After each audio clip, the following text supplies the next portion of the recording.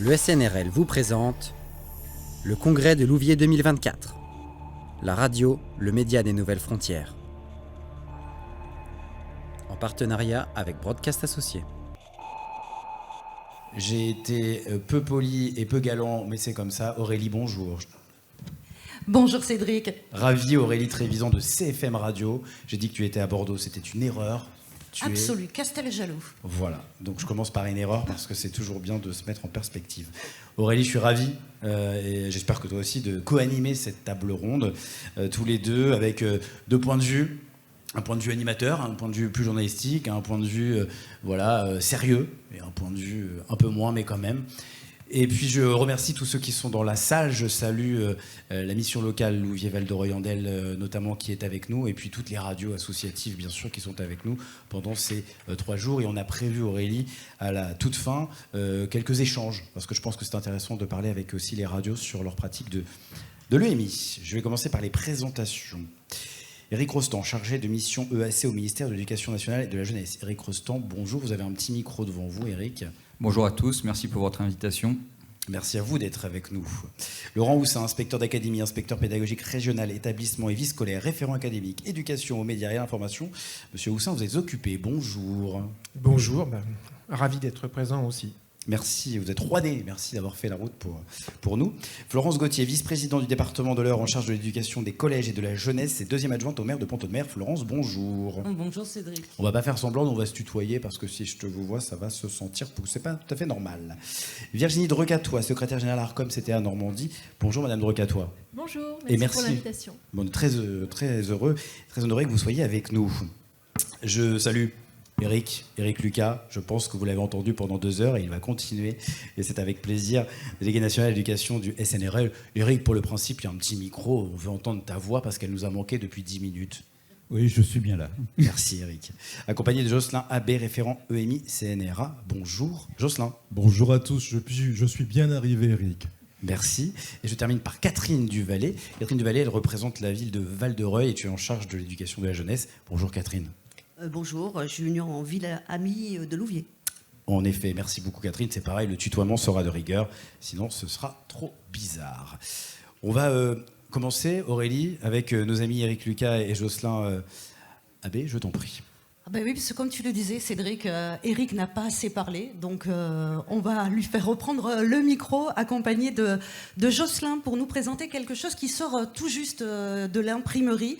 Une étude radio locale associative, l'EMI des territoires, éducation aux médias et à l'information. Donc c'est une vaste étude qui a été faite par l'ESNRL, la CNRA avec les locales, une vaste étude sur, vous avez étudié pendant 1 an ce qui a pu se faire en EMI un peu partout en France au niveau des radios locales associatives. On va la découvrir, vous allez nous présenter, et puis on va parler de la méthodologie, de pourquoi vous l'avez lancée, de qu'est-ce qu'on en tire comme conclusion, quelles sont les bonnes choses à retenir, quels sont les freins, il y a plein de choses à dire. Éric Lucas, Jocelyn Abbé. Jocelyn, on va peut-être commencer avec vous sur le pourquoi un jour on se réveille et on se dit tiens, si on faisait une étude. Alors nous, radio associative, on est détenteur d'un label que certains appellent professionnel de la pédagogie radiophonique pour ce qui est de l'éducation aux médias et à l'information, et ce depuis l'existence de nos outils. Et ça fait pour certaines radios depuis 40 ans qu'elles existent et qu'elles font intervenir des publics assez diversifiés et qu'elles accompagnent dans ce qui est nos pratiques journalistiques, pour ce qui est de la conception de tous ces outils que nous utilisons dans nos médias radio, que ce soit des chroniques, des émissions, des billets, etc. On forme des bénévoles, que ce soit des jeunes, des moins jeunes. Et là où le bas blesse, c'est que tout le monde ne sait pas qu'on fait ce genre de choses. Il y a un regard un peu condescendant à dire oui, c'est des pratiques issues de ces petites radios, ou les radios associatives. Ouais, c'est un peu comme un gros mot. Et aujourd'hui, où on voit que le numérique vient nous tailler des croupières, il faut se dire les choses clairement, et qu'il y a des gens qui se saisissent de cette opportunité pour se proclamer des vecteurs d'éducation aux médias et à l'information en faisant juste visiter par exemple un studio de radio ou autre chose, alors que nous qui accompagnons ces publics-là, qui les formons, qui passons du temps pour concevoir des produits radiophoniques jusqu'à la diffusion, on nous voit un peu de travers. Et on s'est dit, il va falloir qu'on rectifie le tir et il va falloir que nous fassions voir que nous sommes également légitimes en matière d'éducation aux médias et à l'information. Et il ne faut pas qu'on laisse certains dire des choses qui sont fausses sur nous. Et la meilleure façon de dire ces choses-là, c'est de faire quelque chose qui serait incontestable et incontesté. Et on s'est dit, on va réfléchir. Et on s'est réunis tous ensemble, mais je dois dire qu'au départ, c'était une initiative du SNRL. Et le SNRL qui s'est dit, pour que nous ayons une force de frappe qui fasse voir qu'il y a une mobilisation de toutes les organisations représentatives du secteur, il va falloir que la CNRA aussi soit associée à cette démarche. Et c'est ce que nous avons fait à l'été 2023. Et en décembre 2023, nous avons enregistré des vidéos, des produits pour pouvoir faire de sorte que toutes les radios associatives de France se disent « Ok, il y a quelque chose de très important à laquelle il va falloir qu'on s'associe ». Et de janvier jusqu'à avril 2024, on a donc mené cette enquête-là. Et c'est quelque chose qui a pour ambition de faire voir, qu'on est là, qu'on existe, qu'on fait de l'éducation aux médias et à l'information, qu'on n'est pas moins légitime que les autres, et de 3, qu'on a vocation à amplifier ce que nous faisons dans le contexte que je décrivais avec ce qu'on a comme concurrence du numérique aujourd'hui. Et il y a des choses qu'on développe, des expérimentations qu'on développe sur nos outils et qu'on doit faire savoir. Alors ça, c'est pour le pourquoi. Alors vous avez posé plusieurs questions. Est-ce que la méthodologie, ça vous intéresse aussi? La méthodologie, on est parti sur du quantitatif et du qualitatif. À l'origine, on se disait ce serait bien si toutes les 700 radios associatives françaises puissent répondre à cette enquête. Mais évidemment, hein, c'est un vœu. Et au final, il y a eu 178 radios qui se sont associées à la démarche. Une première vague de radios qui ont répondu à une enquête très détaillée, très fournie. On est parti sur du qualitatif, sur du quantitatif aussi. Les publics que vous rencontrez, où vous les rencontrez, qu'est-ce que vous leur faites faire? Est-ce que c'est juste visiter un studio? Non, on fait plus que ça. Et in fine, quels sont les freins aussi? Parce qu'il y a des freins, il y a des choses qu'on fait gratuitement. Et ça va être aussi un enjeu important dans le contexte du projet de loi de finances, où on a des choses à dire, des choses à affirmer haut et fort sur notre légitimité par rapport à ça. Donc ça aussi, c'est quelque chose qui nous tient à cœur de démontrer qu'on n'est pas là juste pour faire tourner des disques, mais on fait des choses sur nos différents territoires. Et heureusement qu'il y a des gens qui nous reconnaissent cette utilité-là et qui nous l'ont fait savoir, et ça nous a fait bien chaud au cœur. Alors Eric, 2 minutes parce qu'on va avoir une belle projection, Oui. donc je ne voudrais pas la gâcher, je vais me déplacer. On va essayer d'enchaîner un certain nombre de documents. Donc on va déjà prendre ce chiffre, 178 radios qui témoignent. Il y a 750 radios associatives en France. 178 ont répondu au questionnaire parce que le questionnaire était très lourd. Et le chiffre qui est impressionnant, c'est qu'on s'aperçoit que rien que 178 radios réussissent à toucher plus de 50 000 bénéficiaires. C'est énorme. Alors en général, on nous dit 178, mais les autres. Mais les autres, elles n'ont pas répondu au questionnaire, mais ça ne veut pas dire pour autant qu'elles ne le font pas. Et on en connaît plein qui font plein de boulot. Donc le chiffre de 51 000 est même un chiffre qui est sous-estimé par rapport à la réalité du territoire. On va voir, on va continuer sur ce déroulé. Donc bon, ça on va passer, c'est pas très intéressant. Vous reconnaissez l'équipe des Joyeux de Ries qui se sont livrés à cette opération. On va continuer tout de suite pour aller vers des éléments de résultats. Tout cela Jocelyn vient de nous le dire. Pourquoi cette enquête C'était histoire de rappeler aussi que c'est bien dans l'ADN des radios associatives. Nous, on fait de l'EMI depuis pratiquement 40 ans. On était un peu comme le bourgeois gentilhomme, on faisait de l'EMI des fois sans le savoir, dans les années 80. Hein, et puis voilà donc c'est quelque chose qu'on a professionnalisé, tu as insisté là-dessus, au fur et à mesure. L'enquête, vous le voyez, fait apparaître les différentes régions. Alors, très intéressant, notre situation de radio associative. Prenez le chiffre par région. Eh bien, la région dans laquelle on est la plus faible, c'est la région parisienne. Voilà.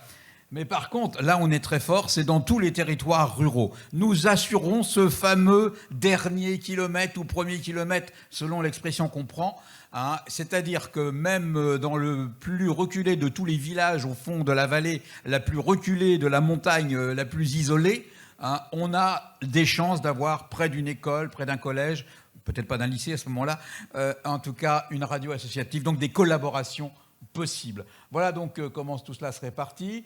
Et ce qui est intéressant, c'est justement cet échantillon, c'est qu'en plus, on a à l'intérieur des radios qui sont des radios de ville, à peu près pour un tiers, des radios qui sont des radios de ville moyenne, et puis 48 en zone rurale, c'est-à-dire celle-là qu'on est le plus présent. Et aujourd'hui, quand on sait comment, par exemple, le gouvernement commence à prendre vraiment en compte la question de la ruralité, et principalement la ministre de la Culture, avec le plan ruralité, on se dit que nous, on est dans cette démarche, dans cette logique, et qu'on est là pour aider finalement les missions que la nation se donne en matière d'éducation aux médias. On est là, c'est pas la peine de faire descendre des gens de Paris. On y est. Voilà. Donc, on s'est intéressé donc aux thématiques des différentes radios, et on le voit ici, 77% étaient des radios généralistes, 22% thématiques, ça veut dire qu'elles traitaient plutôt des aspects musicaux spécialisés, etc. Et que la priorité de ces radios, c'était la vie locale, la culture, les musiques diversifiées, l'environnement, l'insertion, des mots qui claquent tout de suite, hein, dès qu'on est sur des logiques d'éducation. On va poursuivre également avec les qualifications qu'on peut avoir pour intervenir, parce que ça, on peut nous le retourner. Mais quelles compétences avez-vous pour intervenir en EMI ? Vous n'êtes pas prof, vous n'êtes pas... non. Mais par contre, la pédagogie n'est pas... Je vais me faire des ennemis. n'est pas uniquement l'apanage du monde éducatif et des enseignants. La pédagogie, c'est un savoir-faire, je dirais même plus, c'est un savoir-être. Et ça, on l'a ou on ne l'a pas. Donc, voilà ici les différents types d'agréments dont on dispose. Un insistant sur une nouveauté importante, encore une fois portée par le ministère de la Culture, qui est ce fameux Pass Culture qui est apparu il y a quelque temps et qui est passé par adage, qui permet à l'Éducation nationale aujourd'hui de proposer aux établissements scolaires de retenir des offres qui sont faites en matière d'éducation par les radios associatives, ce qui a tendance à se développer. On va passer à une autre image importante. Qui est-ce qu'on touche ? Et là, on s'aperçoit qu'on touche principalement des collèges. C'est là que la demande est la plus forte. Également des lycées, mais presque à équivalence des primaires. Or, on le sait aujourd'hui, on pense savoir, que dans les préoccupations de l'éducation nationale, il y a effectivement l'idée qu'il faut renforcer tout ce qui est éducation aux médias et tout ce qui peut être citoyen au niveau du primaire. On en reparlera tout à l'heure. Ce n'est pas à moi ici de le dire. D'ailleurs, on le redira peut-être dans nos conclusions. Voilà, donc, et on rencontre sur l'ensemble de ces établissements, vous le voyez bien à travers les graphiques qui sont ici, une grande diversité. Mais le chiffre important, c'est que si on est à peu près à 60-65% d'établissements scolaires, il en reste quand même 30 à 35%. Et c'est qui et c'est quoi ? On en a eu un exemple tout à l'heure, l'EPID, qui était ici pour la conférence sur la guerre, la radio pendant la guerre. Vous intervenez, vous, Espace Normandie, dans cet établissement. Donc c'est un public particulier avec lequel on doit développer une approche pédagogique, évidemment, très spécifique. Et je suis sûr que vous y aboutissez avec brio. Alors, d'autres données qui sont apportées ici. Oh, qu'est-ce qu'il dit ? Le nombre de personnes touchées, eh bien, c'est énorme. On est sur 35 000 personnes sur l'échantillon de 110 personnes, voilà, donc on dépasse les 50 000, on continue, parce qu'on n'est pas là non plus pour analyser en détail. Par contre, ces 4 chiffres sont intéressants. Les 110 radios de l'enquête détaillée, c'est-à-dire ceux qui ont apporté vraiment tous les éléments, consacré 3 à 4 heures pour remplir ce questionnaire. On s'aperçoit qu'on assure 17 000 heures en émis en tant que radio. Qu'on intervient sur les 110 radios interviennent sur 1029 lieux différents.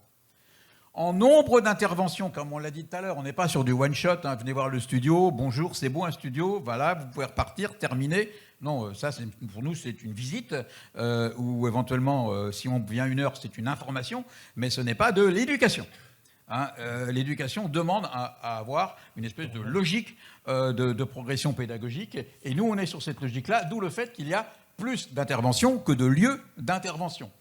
Et en fait, combien d'heures donne, et le mot donné voilà, est à étudier, combien d'heures donnent les radios associatives pour l'EMI? Eh ben, les 110 radios donnent plus de 71 000 heures par an.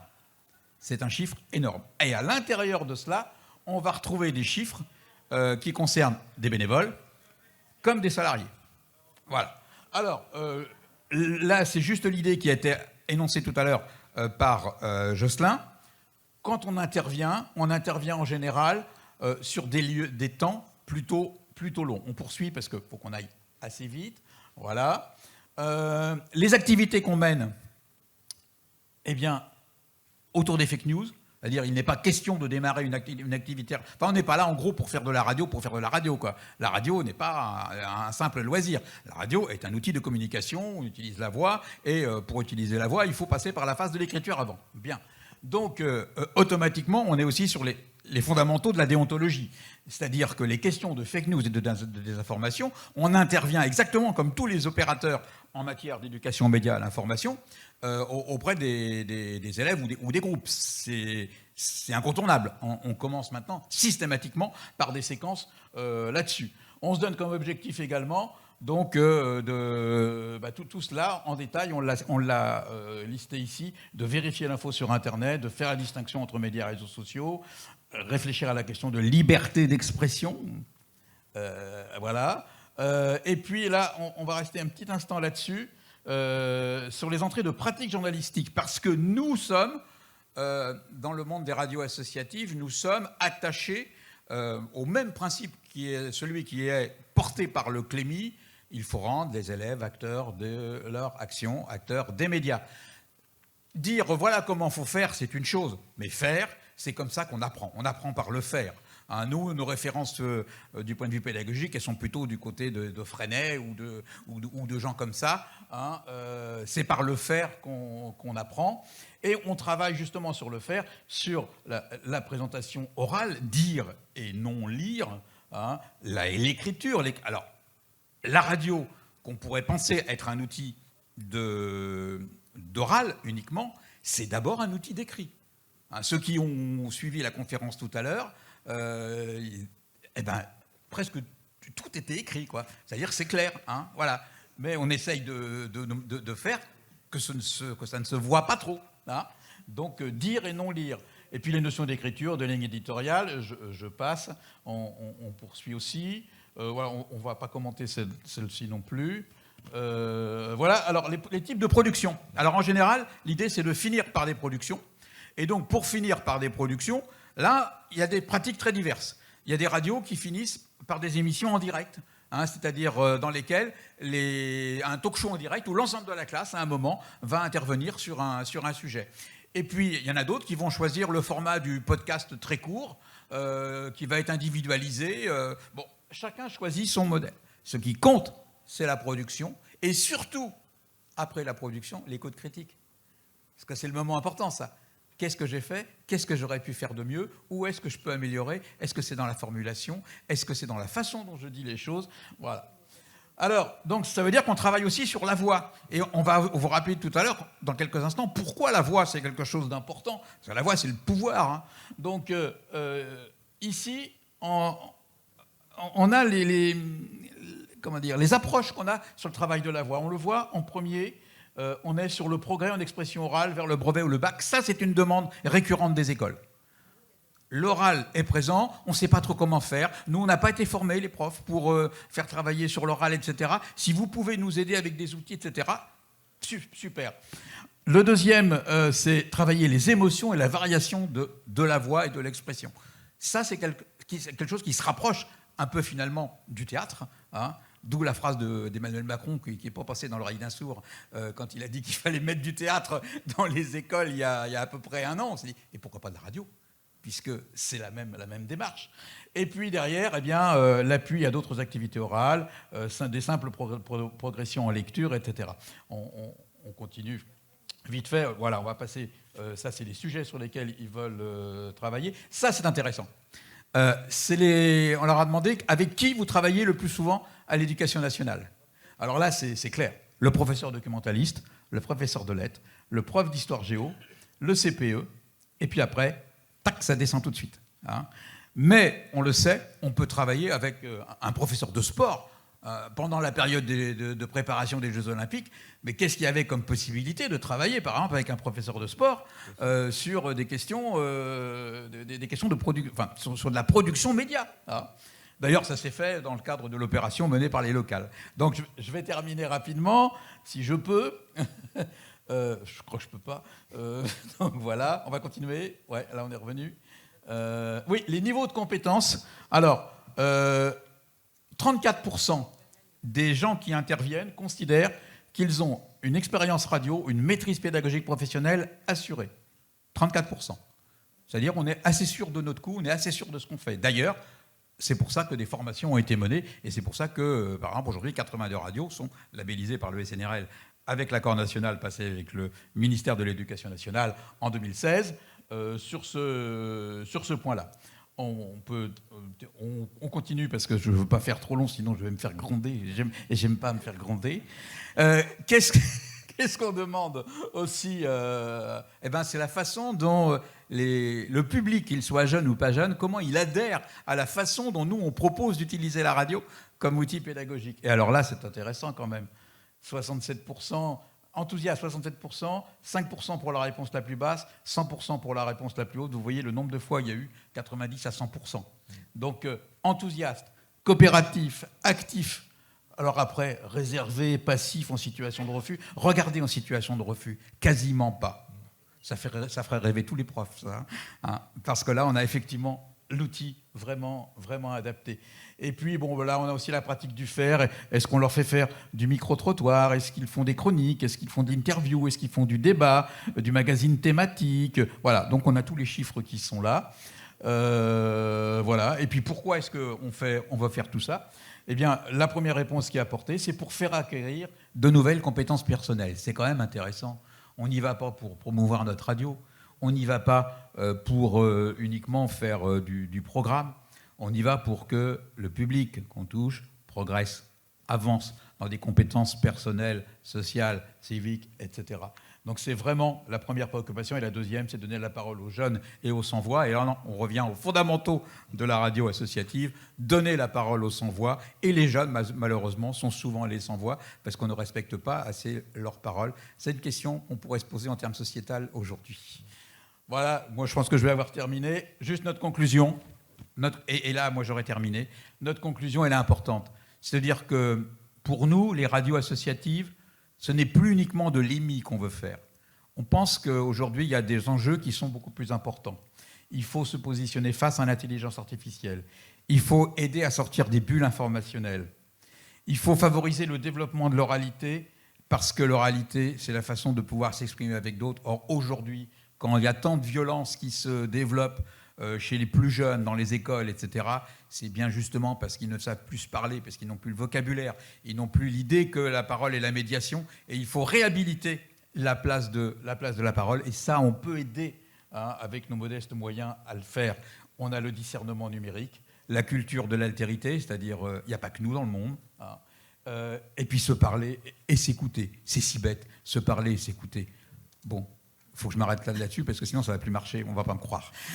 Merci beaucoup Éric Lucas. Jocelyn Abbé, alors c'est un beau panorama qui nous a été présenté. On peut voir vraiment les actions que mènent les radios.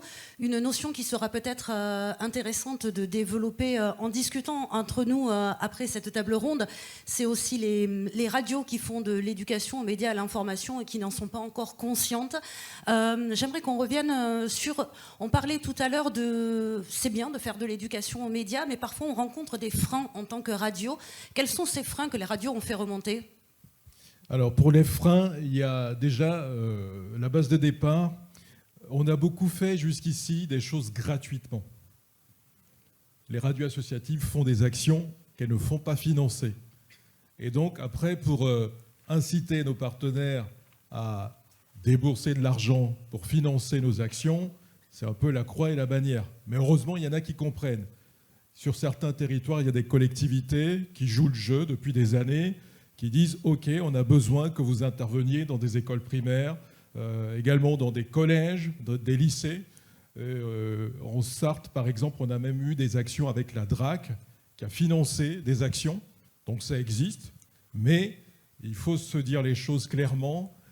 Le premier frein, il est de cet ordre-là. Pour le financement, on a beaucoup de difficultés à faire comprendre que c'est un métier, qu'on a besoin de faire vivre nos radios et que du matériel pour enregistrer des jeunes, un micro, un agra, ça coûte de l'argent et qu'il faut vraiment que tout le monde puisse jouer le jeu pour que nous ayons le matériel nécessaire pour mener ces ateliers-là.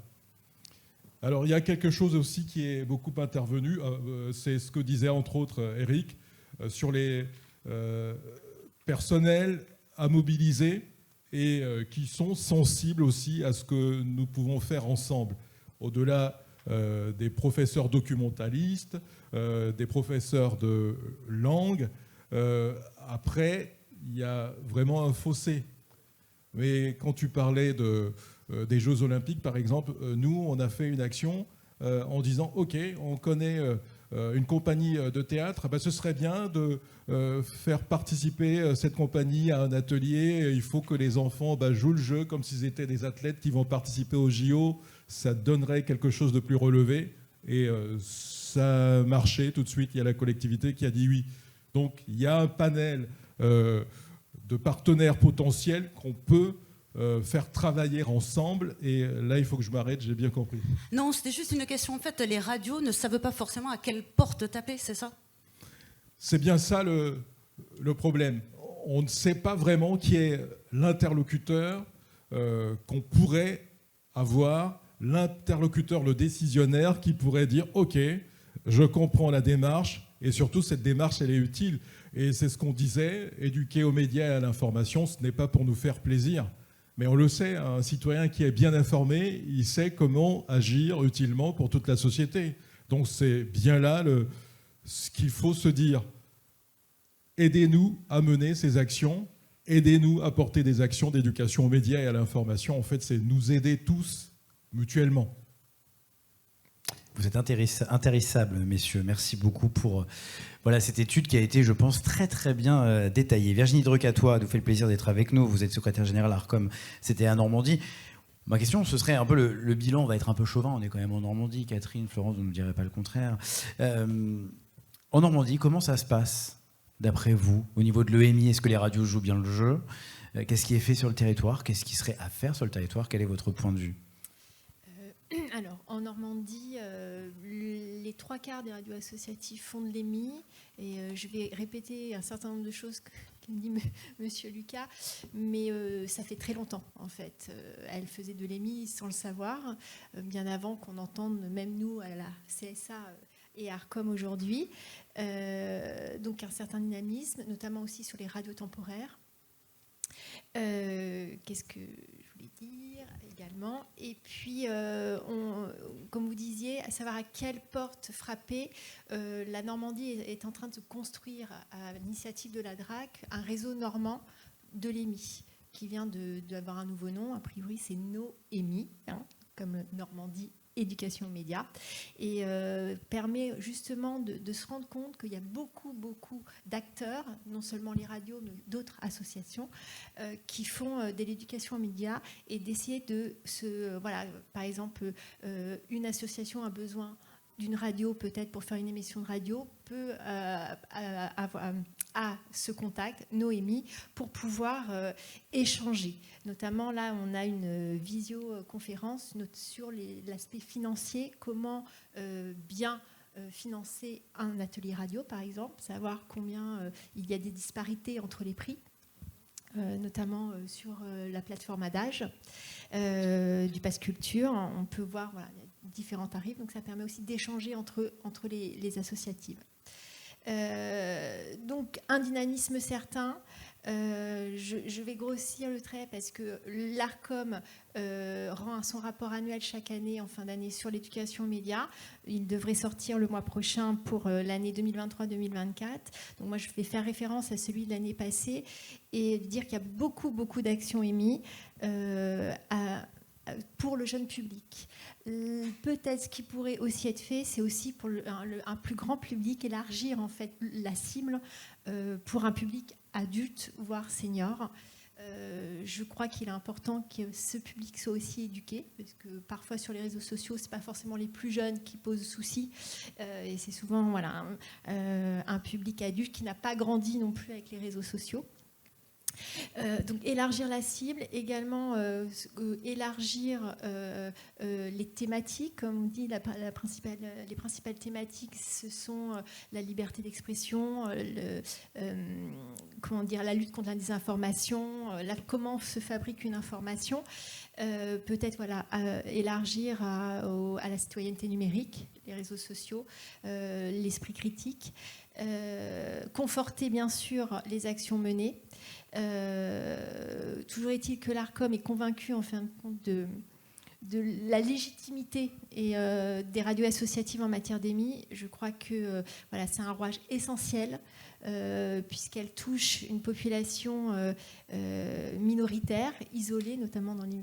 Je répète un petit peu ce que vous avez tout dit finalement, mais c'est vrai, je tiens à appuyer vraiment ce que vous dites. C'est un maillage de plus de 700 radios et je crois que sans elles, on ne toucherait pas autant. Et je pense qu'il y a aussi, ce sont des médias indépendants et avec un véritable ancrage local et un maillage territorial.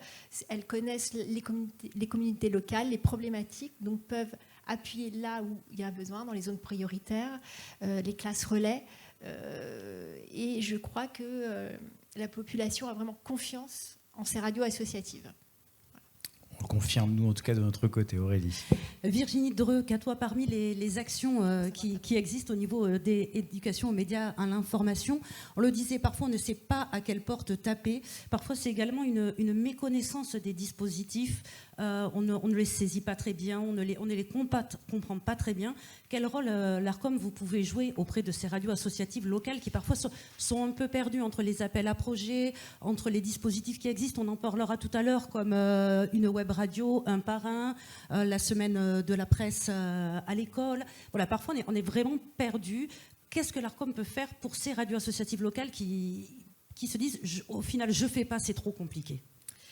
Alors, l'ARCOM est un simple acteur aux côtés de l'Éducation nationale en matière d'éducation aux médias. Son action se déploie autour de 3 axes. Alors, l'éducation par le média, donc en incitant les radios soumises à la régulation, je parle des radios mais aussi des télés et des plateformes en ligne, à agir en éducation aux médias, notamment à travers leurs conventions. Maintenant, c'est acté dans les conventions. L'ARCOM se charge de valoriser, en fait, de mettre en lumière les actions émises des radios associatives, je vais parler que des radios associatives, dans son rapport annuel. Et je fais juste une aparté, c'est important de répondre à l'ARCOM, notamment sur les questionnaires en matière d'émis, parce que sans ça, je presse pour ma paroisse, mais ça a une réelle utilité pour faire remonter l'information. Alors, c'est les ARCOM locales qui sont en charge, mais Paris reste Paris, et c'est important justement que vous ayez une visibilité et que vos actions soient valorisées. Donc ces questionnaires servent, voilà, nous, à faire remonter à Paris et à avoir une cartographie finalement de toutes alors ce que vous avez un peu fait finalement vous avez travaillé pour nous, je vous remercie. Mais voilà, c'est vraiment essentiel, c'est pas du tout pour vous embêter, c'est vraiment pour qu'on puisse valoriser votre action. Donc ça, c'est le premier axe. Le deuxième axe, c'est l'éducation par l'usage des médias. Donc ça, je rebondis sur ce que vous aviez dit, c'est l'éducation par l'usage des médias. Il n'y a rien de tel pour les jeunes de pratico-pratique, de créer une web radio, une web TV, créer un web documentaire, rien de tel pour se mettre à la place dans la peau d'un journaliste, fabriquer une information, sourcer les informations, comment l'écriture, et de se rendre compte des droits et des responsabilités finalement d'un journaliste. Et le troisième axe, c'est l'éducation aux médias, à l'information et à la citoyenneté numérique, où là, l'ARCOM mène aussi ses propres actions par la formation des enseignants, donc avec une convention signée avec l'Éducation nationale, et également la mise à disposition de ressources pédagogiques sur les 4 grandes thématiques qu'a en charge l'ARCOM, qui sont mises à disposition sur le site de l'ARCOM. Donc, après, je rebondis sur la question à qui les radios associatives peuvent s'adresser. Je pense, alors, moi, je parle de la Normandie, je ne connais pas les autres régions. Je sais qu'en Bretagne, il y a un réseau également, dans le nord de la France également. Je pense que petit à petit, dans chaque région, des réseaux se montent pour justement recenser tous les acteurs émis, avoir une cartographie de tous les acteurs émis. Moi, le rôle de l'ARCOM local, c'est de faire remonter en disant il y a des radios associatives qui font de l'EMI, d'où l'importance finalement que ces radios associatives nous informent de leur action. C'est pas pour les contrôler, c'est du tout pour faire remonter et pour pouvoir les valoriser. Donc on n'hésite pas, lorsqu'on fait des actions, à les faire remonter à l'ARCOM, ce sera avec grand plaisir. Ah bah au contraire. On parlait de ce dispositif, une web radio un par un, on parlait de la semaine de la presse et des médias à l'école. On va donc se tourner vers notre canapé éducation nationale avec Laurent Houssin. Vous êtes donc inspecteur d'académie, inspecteur pédagogique régional, établissement et vie scolaire, référent académique, éducation aux médias, à l'information. Comme le disait Cédric, vous êtes un homme occupé. Et Éric Rostand, chargé de mission éducation artistique et culturelle au ministère de l'Éducation nationale. Alors avant de revenir sur ces dispositifs qui sont un peu particuliers, qu'on connaît parfois de nom, ou parfois voilà, on expliquera comment est-ce qu'on peut se positionner. J'aimerais qu'on revienne, Laurent Houssin, à votre niveau sur un peu cet état des lieux de l'éducation aux médias et à l'information. Alors l'état des lieux au niveau académique, on est bien d'accord. Parce que je vais laisser mon collègue de gauche parler plus de la politique nationale. On est sur une éducation A, donc on n'est pas sur une discipline en tant que telle. Donc on est sur un enseignement qui est vraiment très transversal, un petit peu comme le développement durable, même si il y a une certaine apparition dans certains programmes. Je laisserai mon collègue expliquer un petit peu plus ça. Donc nous, on va fonctionner, vous avez beaucoup dit depuis tout à l'heure que c'était faire. Quand on fait de la radio, il faut faire. Évidemment que ça n'aurait aucun intérêt d'expliquer aux élèves comment on fait de la radio en leur faisant un cours et après en leur faisant un contrôle. Enfin, je ne vois pas trop l'intérêt de faire ça. Évidemment qu'il faut faire. Ce qui est important quand même à comprendre, c'est qu'on est passé, sans faire un cours historique, on est passé d'une époque où moi, par exemple, quand j'étais élève, on travaillait un petit peu avec des articles de journaux, des choses comme ça, mais on ne travaillait pas sur la presse, on travaillait avec la presse. Et c'est ce qui a complètement changé aujourd'hui. C'est-à-dire qu'on ne travaille plus aujourd'hui avec la presse pour travailler sur des sujets scolaires. On travaille vraiment sur la presse en tant qu'objet d'étude. Vous avez parlé des fake news, évidemment que c'est quelque chose qui est complètement indispensable, mais pas que. Vous avez parlé d'altérité aussi. C'est quelque chose qui est très important aussi. C'est des choses qui ont fait leur apparition là, récemment dans les programmes. Donc l'idée, c'est vraiment d'essayer de former de futurs citoyens. On n'a pas de discipline, effectivement, pour faire ça. Par contre, on a une personne que vous avez citée déjà, qui est le professeur documentaliste. Alors moi, que je connais bien, parce que vous avez cité mon titre tout à l'heure, qui est très long, mais effectivement, référent éducation aux médias, à l'information, je le suis en plus de mon métier de base, qui est inspecteur établissement et vie scolaire. Et dans cette spécialité établissement et vie scolaire, nous, on fait les inspections et on gère les CPE, les chefs d'établissement, mais aussi les professeurs documentalistes. Je dis mais aussi, et surtout même pour moi en ce qui me concerne, puisque moi je suis chargé aussi de l'animation de la discipline. Donc voilà, ce professeur documentaliste, il est chargé au sein des établissements d'être le maître d'œuvre, c'est le terme qui est employé, de l'éducation aux médias à l'information. Et il faut savoir que c'est quand même quelque chose de très récent, puisque c'est quelque chose qui est apparu dans le référentiel de ce professeur seulement en 2017. Voilà, donc c'est vraiment quelque chose qui est récent. Et évidemment que ce professeur documentaliste, il n'a pas de cours avec les élèves. De temps en temps, il arrive à récupérer des classes, mais il va travailler surtout en mode projet. Et ça rejoint tout ce que vous avez dit depuis tout à l'heure. Quand on est sur une éducation A, on va travailler beaucoup en mode projet et on va essayer de travailler avec des collègues, avec des professionnels. Vous avez parlé de la radio, et c'est vrai qu'on est un peu exigeant là-dessus, nous, dans l'éducation nationale, sur les objectifs pédagogiques. C'est-à-dire que, mais vous l'avez bien dit, vous êtes des spécialistes de la radio, et vous avez bien compris que, évidemment, l'idée, c'est pas de faire venir des élèves et de leur montrer un studio, et puis de dire, vous avez vu, là c'est le micro, là c'est la table de mixage, et puis voilà, terminé. C'est évidemment pas ça qui est important, c'est de faire travailler nos élèves. Et quand on fait travailler nos élèves, moi, ce que je tiens à signaler, alors, les statistiques que j'ai vues, là, c'est exactement ce qu'on observe. Ce qui est formidable dans un projet radio, par exemple, c'est qu'il y a de la place pour tout le monde. C'est-à-dire qu'on a des élèves qui ne souhaitent qu'une seule chose, c'est causer dans le poste, parler dans le micro. Eux, ils veulent y aller. Des fois même, quand ils ont une expérience à l'école, ils deviennent des professionnels de la radio. On l'a souvent, ça. Notamment avec un dispositif comme le prix Bayeux, par exemple. On a des élèves qui participent au prix Bayeux, qui le couvrent. Et on en a plusieurs qui sont revenus nous voir plusieurs années plus tard en nous disant « je travaille dans la radio aujourd'hui. Ma première expérience, c'était le prix Bayeux. » Bon, voilà, ça fait plaisir, quoi. Pas mal. Voilà. Et puis, on a des élèves qui sont beaucoup plus timides, qui aiment bien documenter une émission, qui aiment bien faire tout le travail un peu de nourrir la réflexion, de préparer les articles. Et puis, on a aussi tout l'aspect technique qui intéresse certains élèves. Donc, faire de la radio, c'est vraiment se mettre en mode projet et donner une place à tout le monde. Voilà ce que je peux. Éric Rostand. Merci. Oui, alors peut-être d'abord en rebond sur ce qui a été dit. Alors comme mon collègue, bien évidemment, il y a plein de choses dans lesquelles, fort heureusement, on se reconnaît au sein du ministère de l'Éducation nationale. Effectivement, ce que Laurent Houssin vient de dire sur la démarche projet est vraiment capital, parce que tout à l'heure, lorsqu'on voyait dans les réponses que parfois il y avait des attitudes qui étaient jugées réservées, j'imagine que ça peut être aussi des attitudes réservées au début, mais avec l'évolution de la manière dont la personne, dont l'élève va se comporter au fur et à mesure qu'il va prendre confiance en lui, prendre des initiatives, acquérir de l'autonomie, être reconnu par ses pairs comme ayant une place dans un projet. Alors, plusieurs choses. D'abord, sur la question de la transdisciplinarité qui a beaucoup été évoquée.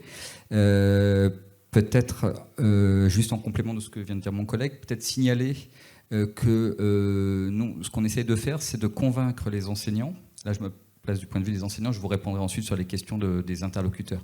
Mais sur la question de la transdisciplinarité, on essaie de convaincre les enseignants de toutes les disciplines sur le fait que l'éducation aux médias et à l'information, effectivement, ce n'est pas que l'affaire des enseignants qui étaient en haut de la liste. Alors concrètement, comment on s'y prend pour essayer de les convaincre ?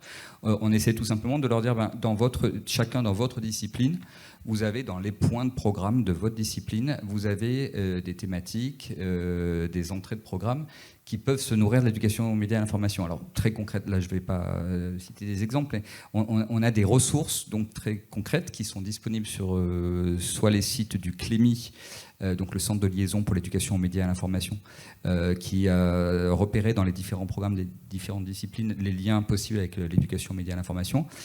Sur les sites du ministère de l'Éducation nationale, plus particulièrement EduScol aussi, on essaie de mettre en avant dans les différentes ressources les liens possibles entre l'EMI et les différentes disciplines. Par exemple, tout récemment, il y a 2 ans, on a publié un Vademecum à destination de l'ensemble des enseignants de l'ensemble des disciplines pour leur donner des exemples de séquences possibles dans différentes disciplines du premier au second degré. Alors, voilà, en tout cas, ça, c'est un discours qu'on essaie de porter. Donc, en face de ce discours, on essaie d'apporter des outils pour essayer de convaincre par des exemples qu'il est possible de faire de l'EMI dans diverses disciplines. C'est aussi quelque chose qu'on porte, la question de la transdisciplinarité, qu'on a rappelé encore tout récemment à l'occasion de la mise en place progressive des nouveaux programmes d'enseignement moral et civique qui se mettent en place tout récemment, depuis la rentrée 2024, dans le cadre de la refonte de ces programmes au cycle 4, donc de la 5e à la 3e. On a prévu 18 heures d'action éducative qui doivent se déployer, qui doivent être mises en œuvre dans le cadre de cet enseignement moral et civique, mais 18 heures qui sont expressément, qui ne sont pas expressément le fait de professeurs d'histoire géographique qui, par ailleurs, a aussi une demi-heure chaque semaine d'enseignement moral et civique. Donc là aussi, encore tout récemment, dans le cadre de la refonte de ces programmes, le fait que l'éducation, médias et information peut être l'affaire de différents enseignants, ça aussi, c'est une parole qu'on porte et qu'on rappelle régulièrement.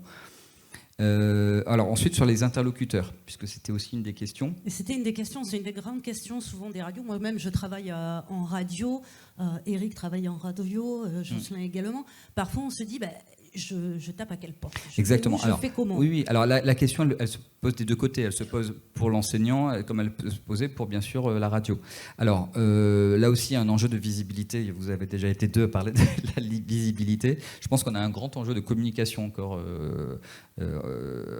à faire, puisqu'en fait, beaucoup de choses existent, beaucoup d'acteurs existent, de ressources, etc. Alors très clairement... Donc on a mis en place, on a restructuré, on a renforcé le pilotage académique de l'EMI. Donc dans chaque académie, depuis janvier 22, il y a ce qu'on appelle une cellule académique EMI, animée par un référent académique EMI. Vous avez un bel exemple ici avec mon collègue de Normandie, voilà, référent académique EMI depuis le début, depuis janvier 22.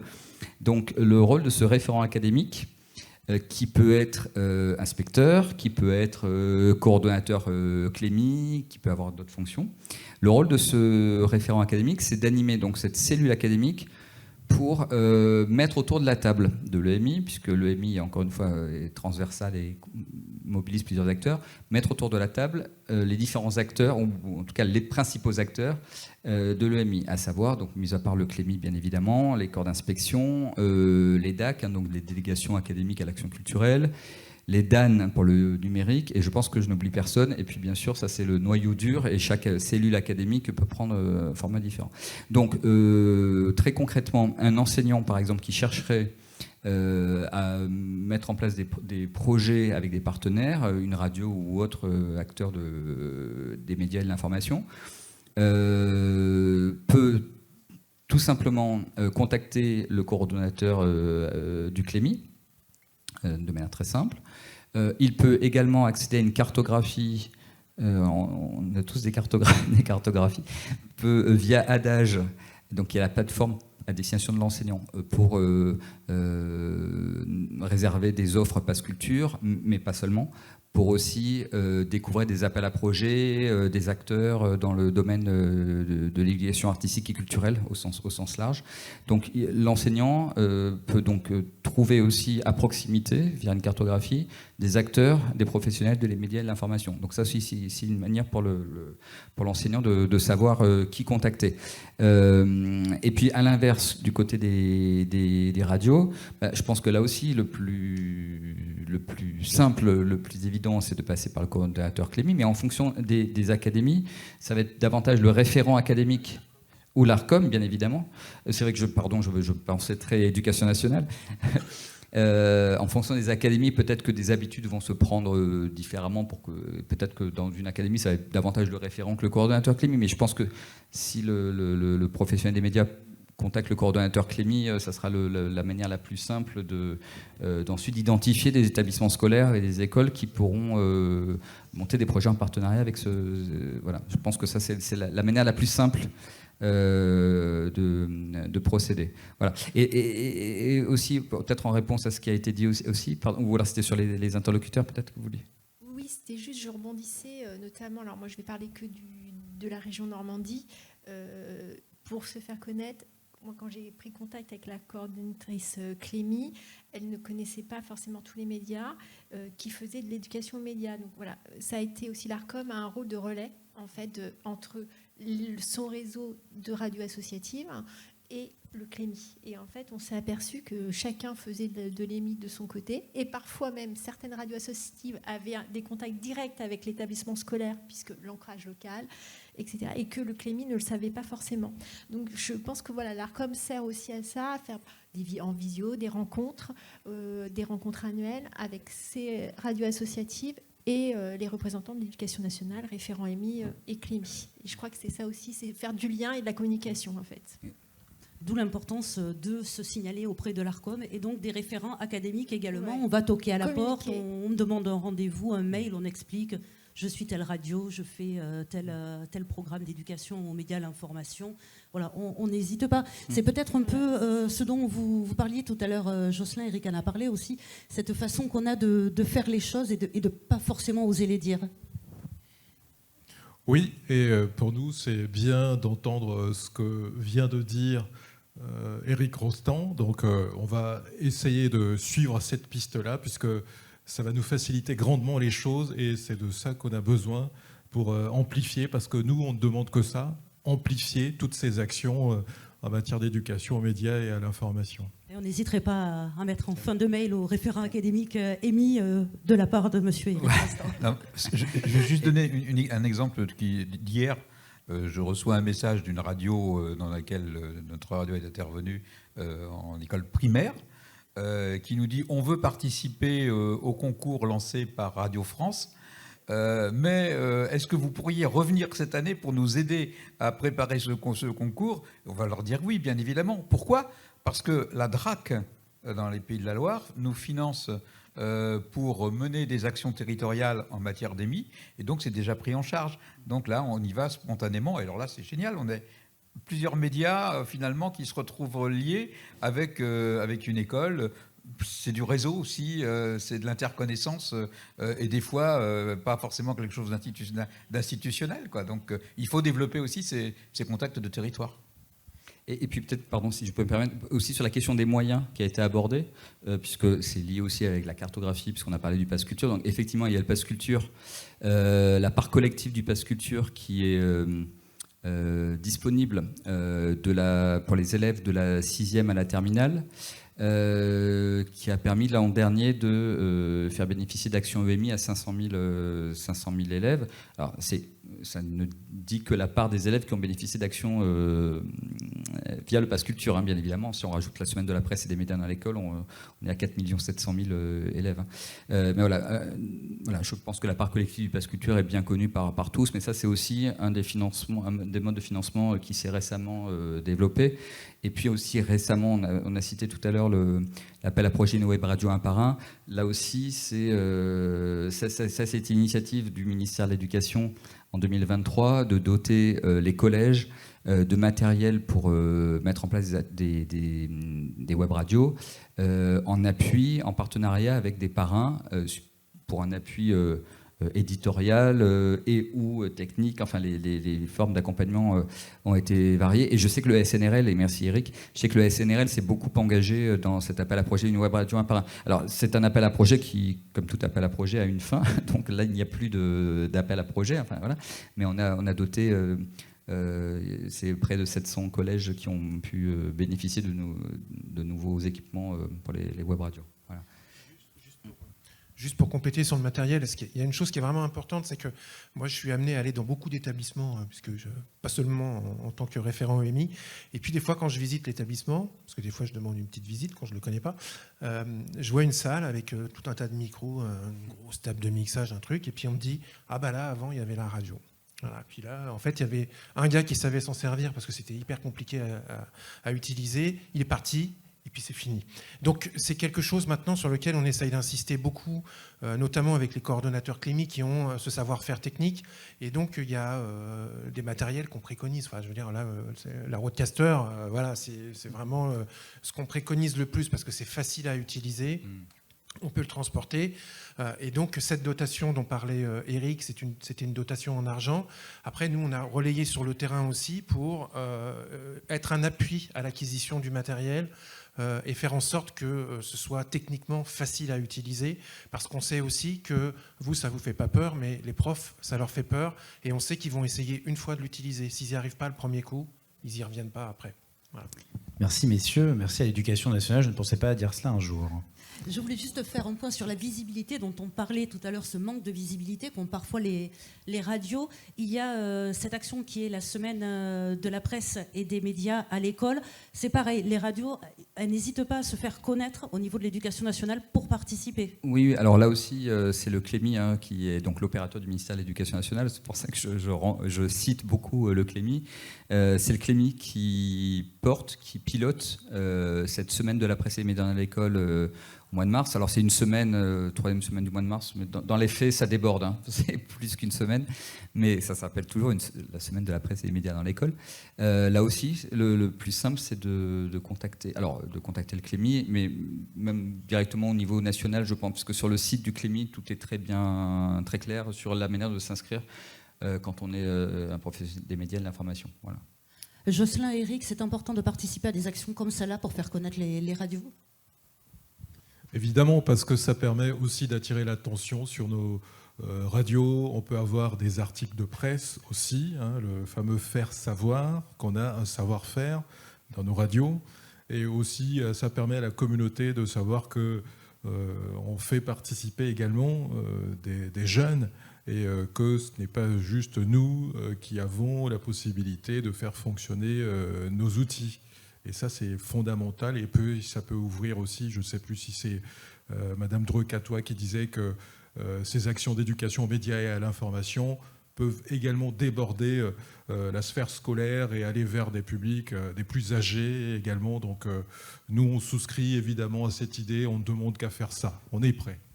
Donc ce qu'on retient pour l'instant, c'est on n'hésite pas à se faire connaître auprès de l'ARCOM, auprès du CTA de notre région. On n'hésite pas non plus à se faire connaître auprès de l'Éducation nationale. Communiquer, c'est ça.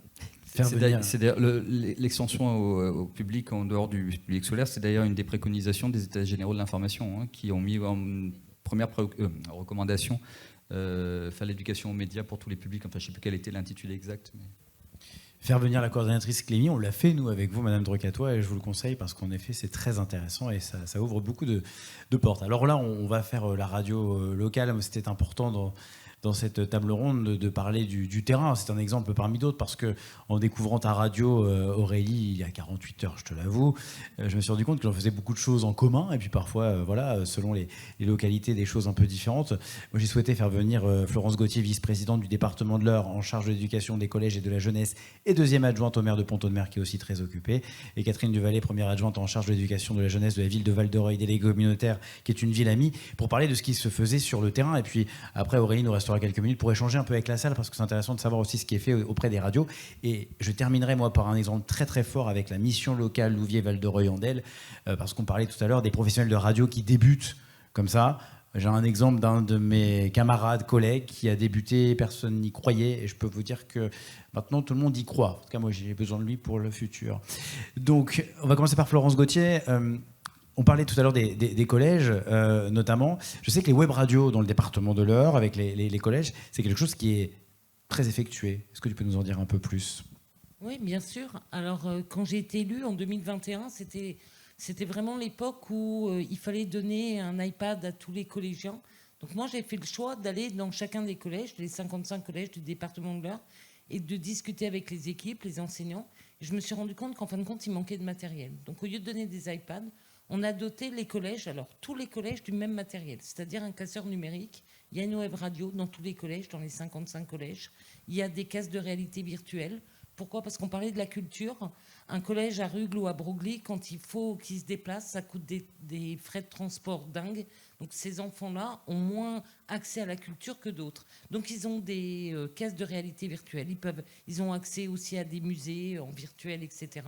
Donc on a doté les établissements et tous les établissements du même matériel. C'est 3,2 millions d'euros d'investissement, mais je pense que c'était important déjà pour que chacun ait la même chose. On l'a fait intelligemment et on l'a fait avec les services de l'éducation nationale et avec la délégation régionale académique au numérique éducatif. Et je pense que c'est important parce que doter du matériel, c'est bien, mais pour qu'il reste dans le placard, c'est pas bien. Donc là, au moins, les enseignants sont formés, ils sont tous formés. Et aujourd'hui, la web radio, il n'y a pas dans un collège où ils ne se servent pas de la web radio. Et c'est ça qui est un enseignement, enfin, honnêtement, tout le monde... alors, il y a des expériences, je vais en citer juste une, au collège de Passy pendant l'anniversaire du débarquement. Ils ont fait venir un général et qui a parlé pendant 2 heures. Et après, ils l'avaient interviewé. Ils ont interviewé le préfet. Donc, ils avaient préparé. Donc, je pense que c'est important aussi que nos collégiens, nos enfants ne subissent pas l'information, mais se servent de l'information. Donc, pour nous, c'est important. Qu'est-ce que ça leur apporte, toi qui es allé sur le terrain ? Qu'est-ce que tu as ressenti ? Alors, déjà, je me suis rendu compte que ce qui était bien, c'est que c'était des enfants qui... tout le monde peut y accéder. C'est-à-dire que ce n'est pas forcément toujours les mêmes qui peuvent accéder aussi à la web radio. Confiance. Moi, ils m'ont interviewé à Gisors. Ils sont allés chercher ma biographie et savoir ce que je faisais autrefois. Donc, il y a de la recherche. Il y a vraiment... pour moi, c'est... Bon. Et puis, j'en ai connu 2-3 qui veulent plus tard prendre ta place, Cédric. C'est vrai. Ils peuvent toujours essayer. Aurélie ? Juste, Éric Rostand, là, c'est un bel exemple d'interdisciplinarité dont vous parliez tout à l'heure. Là, vraiment sur cet exemple, puisqu'on parlait d'histoire, du débarquement. On a parlé également d'être allé à la recherche de biographie. C'est ça, cette interdisciplinarité aussi ? Bien sûr. Et puis tout ce qui est... de toute façon, d'une manière générale, c'est aussi favoriser... l'expression des élèves, un point de vue. Donc ça peut être aussi sur tout ce qui est culturel, artistique,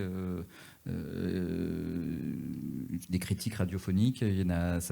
C'est un peu une tarte à la crème de le dire, mais je veux dire, c'est aussi un exemple d'expression personnelle où un jugement va être construit, réfléchi, et puis défendu, exprimé. Donc oui, bien sûr, tout ce qui est cité ici, ce sont des exemples de croisements possibles. Florence, tu parlais, excuse-moi Aurélie, du département de l'Eure. Est-ce que vous êtes un exemple ou est-ce que, voilà, justement, à travers la France entière, tu as vu d'autres qui prenaient votre exemple ou alors c'est encore à développer un peu partout ? Alors, nous sommes le seul département de l'Eure à avoir doté tous les collèges. Parce que normalement, le matériel, il se les prête d'un collège à l'autre ou alors c'est en fonction de la taille des collèges. Bon, je considère que la ruralité a le droit autant de matériel que Louviers ou des grandes villes. Donc voilà. Après, je pense que ce qui est important, et c'était l'information tout à l'heure, c'est la lutte contre la désinformation, les fake news. Toute la journée, nos jeunes, ils subissent les réseaux, les TikTok, etc. Et leur apprendre à gérer l'information et leur apprendre à la manier, c'est important aussi. Quand il y a pas mal de choses sur le harcèlement aujourd'hui, demain, c'est quand même la journée phare importante. On a des jeunes qui vont utiliser la web radio pour parler aussi du harcèlement scolaire. Donc je pense qu'on peut s'en servir dans tous les domaines, toutes les matières, dans tout. Et c'est important également de pouvoir leur faire prendre conscience qu'il faut qu'ils utilisent l'information différemment. Ils ont de la chance dans le département de l'Eure. Après, peut-être juste sur le territoire normand, puisque moi j'ai une vision aussi sur le territoire. Globalement, les collèges sont très dotés quand même. Dans la Manche, par exemple, je crois que tous les collèges sont dotés. Dans l'Orne, c'est pareil, il y a énormément de collèges dotés.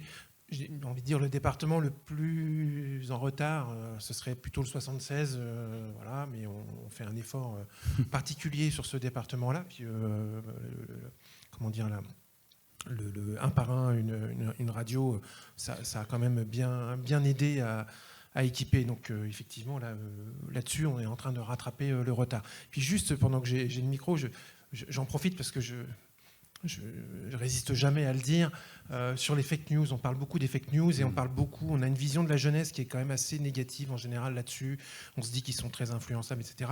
Il n'y a pas tant d'études que ça qui existent sur le sujet, mais il y en a eu au moins une, c'est une étude américaine qui montre que les plus de 60 ans relayent 7 fois plus les fake news que les jeunes. Voilà, donc je dis juste ça comme ça. Elle a moins de 60 ans, mais elle est avec nous, c'est Catherine Duvallée. Catherine, on t'a fait venir parce que tu es donc une ville amie, la ville de Val-de-Reuil. On travaille depuis que la radio a été créée avec la ville de Val-de-Reuil. Ville de Val-de-Reuil qui a une population très différente, qui est très...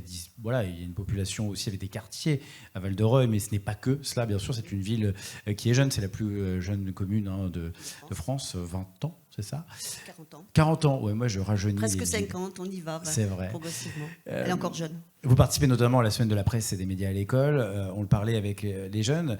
Toi qui as vu directement dans ta localité cela, qu'est-ce que ça a apporté au public qui est parfois un peu plus en difficulté ? Alors effectivement, ça fait partie de l'éducation quotidienne, on va dire. Ça fait des années qu'on travaille sur la radio. Par rapport au périscolaire, dans un premier temps, ni plus ni moins, les centres de loisirs se sont accaparés. Le soir aussi, parce qu'il y avait un enseignant qui avait un engouement extrême et qui avait été d'ailleurs formé avec la vallée de l'Andelle, puisqu'il y a des gens très très formés là-bas, et donc qui a un petit peu polarisé l'ensemble sur la ville. Et donc on a progressé, je dirais, simplement une école qui s'appelle l'école des cerfs-volants, qui est en plein REP+, donc pour ceux qui zones urbaines difficiles, et qui a donné envie à d'autres de faire. Et donc aujourd'hui, on est arrivé à un forum de l'éducation et des médias qui a une ampleur très importante.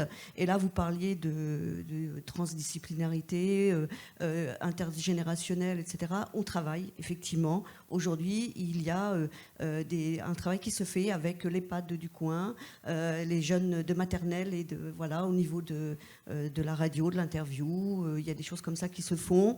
Au niveau des disciplines, eh bien, ils travaillent aussi sur l'affiche. C'est aussi l'art plastique qui est là. On n'y pense pas, mais souvent, il y a aussi cet aspect-là. Et puis, aujourd'hui, ça se concerne, je dirais, avec la cité éducative, puisqu'on a une cité éducative. Là, on a des moyens financiers qui peuvent nous permettre d'aller plus loin. Et c'est vraiment, je dirais, de 3 à 77 ans, puisqu'on travaille un peu avec l'intergénérationnel, mais collège, lycée, école primaire, voire mission locale et EPID travaille avec nous, le CFA aussi. Et donc tout le monde travaille en amont et en aval de ce forum sur les médias et l'information des médias, et notamment aussi les métiers de l'audiovisuel. Et ça, c'est important aussi parce que ça peut créer des vocations. Ce qui est intéressant, tu le disais, l'EPID, alors rapidement, on a travaillé avec l'EPID, c'est un public différent, un public qui, franchement, en arrivant, ne comprenait pas pourquoi. Et on s'est rendu compte que là, on parlait de certains freins, on les a levés, les freins, et souvent, il y a le frein de la timidité, mais pas que, parce qu'il y a la perte de confiance en soi avec l'EPID notamment. Et on a vu que... on aidait un peu, en tout cas, à ce qu'ils aillent un peu mieux, et je pense que l'EPID était un bel exemple, en tout cas. Ce que je voulais dire, c'est que moi qui les suis depuis des années, je vois un petit peu le public évoluer. Je trouve que c'est vraiment un vecteur de valorisation. La radio, les médias, c'est vraiment... bien sûr qu'il y a toute la base linguistique, argumentée, rechercher l'information, écrire, etc. Mais il y a aussi cette valorisation personnelle qui est très très importante, cette prise de confiance. Et là, notre public en a besoin. Et pour donner un exemple, la semaine dernière, je suis allée voir à la Maison des Jeunes et des Associations des jeunes du CM1 qui faisaient des présentations des lectures d'Halloween, pour faire peur, à des plus petits. Et ces jeunes-là, je les ai vus démarrer au CP avec les balbutiements derrière un micro. Et là, ils sont capables de faire des lectures à voix haute avec un micro, avec un aspect théâtralisé naturel, parce que c'est devenu chez eux un outil. Et ils ont pris confiance en eux, ils sont capables de transmettre et de faire. Et ça, c'est important. Merci mesdames pour voilà, ces exemples un peu locaux. Moi j'avais une question. Juste, ce qu'il ne faut pas oublier, c'est vraiment le côté motivation aussi. Et c'est vrai qu'on en a un petit peu parlé, mais pas tant que ça. Il y a un côté vraiment très magique sur la radio. Et c'est assez fascinant pour les élèves. Alors là, je parle de web radio, mais il y a aussi la web TV. Hein. Clairement, ça joue aussi. Mais c'est un peu l'effet waouh qui joue à fond. Et du coup, ça motive les élèves. Et on sait bien que dans la pédagogie, la motivation, c'est le moteur. On est vu comme des stars et puis après ils disent ah oui en fait il faut travailler. Aurélie, moi j'avais une question, j'ai découvert ta radio il y a 48 heures, qu'est-ce que tu fais toi justement en mode EMI précisément? Alors le principal travail qu'on fait à CFM Radio, donc c'est une radio du Lot-et-Garonne, ce qui ne se situe pas, hein, ça, je vous en veux pas, c'est entre Bordeaux et Toulouse, mais je ne suis pas bordelaise. C'est ça je suis Lot-et-Garonnaise. On travaille principalement avec la mission locale de notre territoire, sur un travail transdisciplinaire, c'est-à-dire travail de radio, travail de journalisme écrit et travail de photojournalisme. On a commencé en 2018. Je veux me rajeunir. On a commencé en 2018 et c'est un travail qui se poursuit. Donc chaque année, un groupe de jeunes volontaires de la mission locale, ils ne sont pas obligés par un quelconque programme de participent à cette rédaction éphémère qui s'appelle Terre Actu. Et chaque année, ils choisissent des thématiques qu'ils veulent aborder. On regarde ensemble qui c'est qu'on peut aller voir. On prend les rendez-vous. Ils font le travail de préparer les questions en amont, de faire le travail de recherche. Ils enregistrent la personne. Ensuite, ils se servent du fichier son pour le passer lorsqu'on fait des émissions, le travailler. On a en moyenne 3 émissions par an. Ensuite, ils vont faire un travail de retranscription. C'est-à-dire, j'ai un quart d'heure d'interview, j'ai une page. Comment est-ce que je vais faire pour tout mettre? Il y en a, ils ne sont pas à l'aise à l'écrit, ils ne sont pas à l'aise à l'oral. Ils vont travailler la photographie, qui est importante dans le journalisme. Et ensuite, ils vont, grâce à un outil qu'on a vu tout à l'heure, Canva, ils créent leur journal. Au départ, c'était fait par... j'ai perdu le nom, comment ça s'appelle? Une agence qui s'en occupait. Maintenant, c'est eux qui sont partis d'une page blanche. Ils créent leur magazine. Et le premier jour du Festival international de journalisme parrainé par le groupe Le Monde, ils sont aux côtés des radios associées de Lot-et-Garonne et ils présentent leur journal. Et ce jour-là, ils font des interviews également pour commencer le numéro d'après. Parler de valorisation, c'est pas mal. Voilà. Après, on a travaillé avec des maternelles, on a travaillé avec des seniors, alors là, sur le sujet de la nutrition. Voilà, on a travaillé avec des lycées professionnels, des MFR, on a travaillé avec pas mal de monde, et c'est vrai que le gros projet, c'est celui-là avec la mission locale. Un bel exemple, ils sont bien accompagnés, j'imagine, notamment par ta radio et par toi-même, parce que j'étais bien accompagné, parce que tu es journaliste, donc tu es sérieux, ça fait du bien de travailler avec des gens sérieux. Ils sont loin, les miens, c'est pas grave. Et on peut peut-être retourner la question? Ah oui, alors justement, écoute, justement, est-ce qu'on peut aller donner un micro dans la salle? Puisque nous, on travaille aussi avec la mission locale, donc Louviers, Val-de-Reuil-en-Del, qui est ici même. Et alors, avant Joël, je vais donner la parole à Charlotte, qui est juste à côté. En fait, nous, ce que l'on fait, c'est que on donne la parole aux jeunes à travers des ateliers, mais on donne la parole directement à la mission locale, qui chaque semaine a une chronique et qui, justement, met en avant toutes les actions de la mission locale. Puis après, on va donner la parole aux radios et on terminera par la mission locale avec l'exemple. Charlotte Chevalier, tu interviens toutes les semaines sur nos ondes. Alors la pauvre, elle s'est dit, mais pourquoi? Du jour au lendemain, je lui ai dit, tu fais une chronique chaque semaine. Ah bon? Qu'est-ce que ça t'apporte, Charlotte? Bonjour, Charlotte. Bonjour.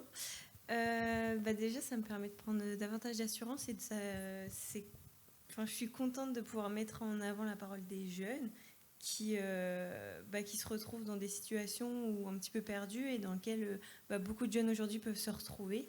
Donc, c'est un plaisir chaque semaine de t'envoyer une chronique radio.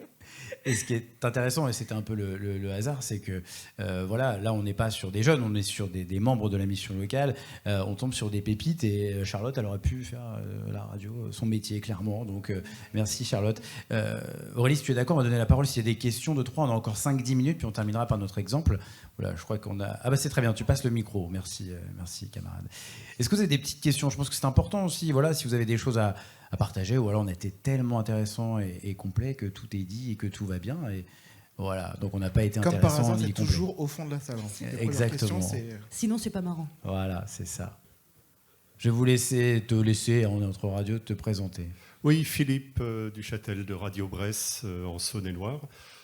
Juste pour rebondir sur 2 sujets auprès de messieurs Rostand et Hussin, si j'ai bien noté. effectivement, on avait animé l'an dernier dans différents collèges, mais particulièrement dans un collège, plusieurs ateliers radio, dans le cadre de la mise en place d'une web radio. Et je pense effectivement le matériel était là. La volonté de certains collégiens, pas tous, mais c'est le cas dans chaque groupe, était là également, avec une forte motivation. Le point faible à ce niveau-là, c'est l'humain, puisque effectivement c'était porté, comme vous le disiez, par une personne qui est partie. Et puis personne n'a pris la main, le matériel est là, les motivations des collégiens sont là, mais certains vont partir après, parce que normalement on n'y reste pas trop longtemps au collège. Donc c'est un peu ce point-là qui est un petit peu le point faible du maillon.